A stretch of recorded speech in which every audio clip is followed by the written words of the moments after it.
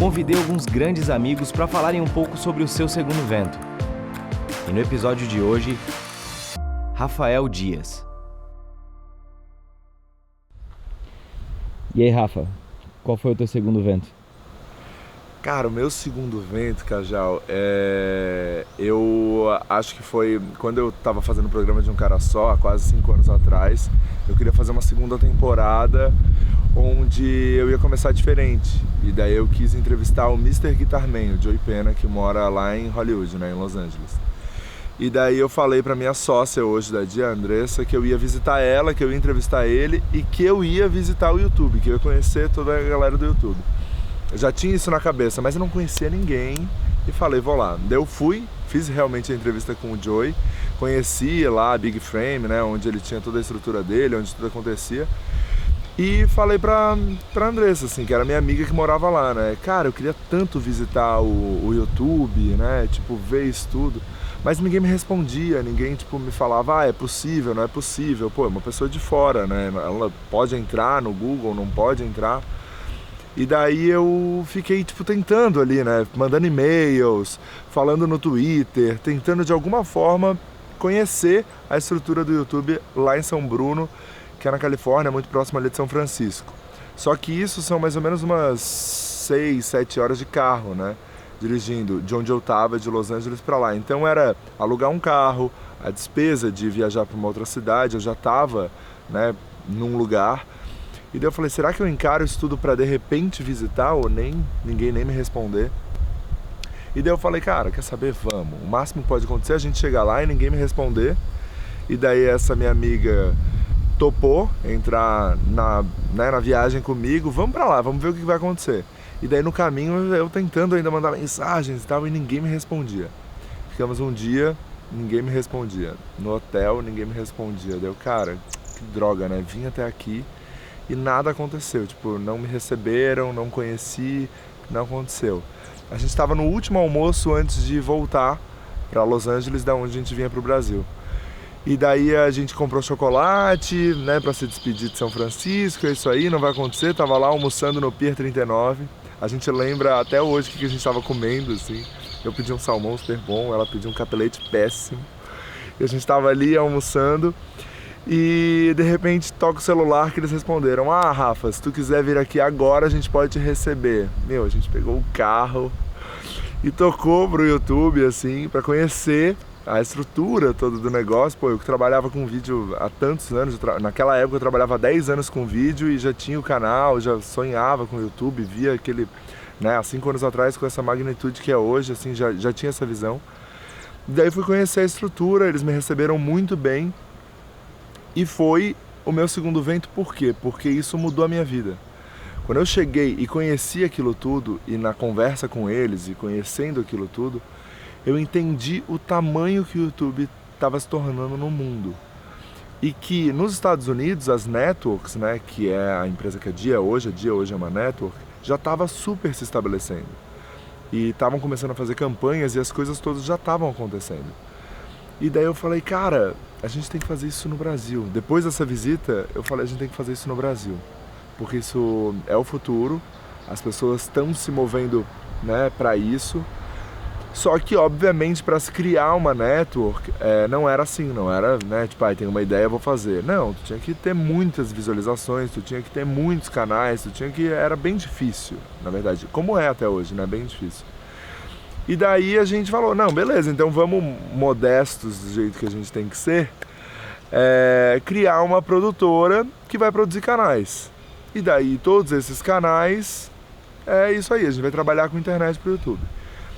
Daí teve um outro porém, porque eu morava em São Paulo, quando eu fui fazer essa viagem.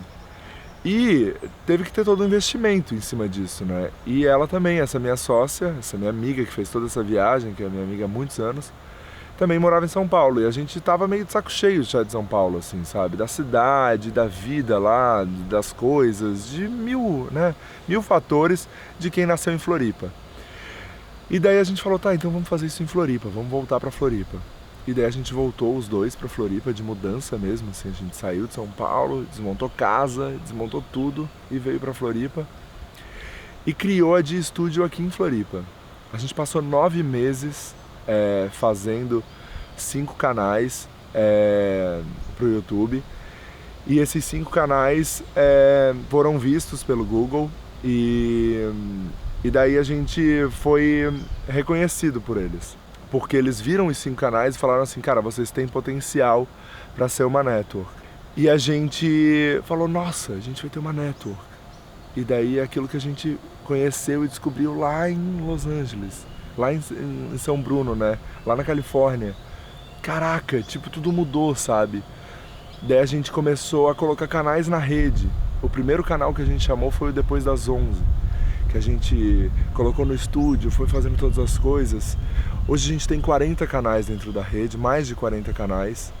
E essa história toda aconteceu meio que porque a gente foi tendo coragem de fazer as coisas, né? A gente foi tendo esse nosso segundo vento, assim, essa coragem de fazer o diferente, de não... Pô, eu podia simplesmente ter ido para Los Angeles, que era a história, ter entrevistado o Joey e ter voltado.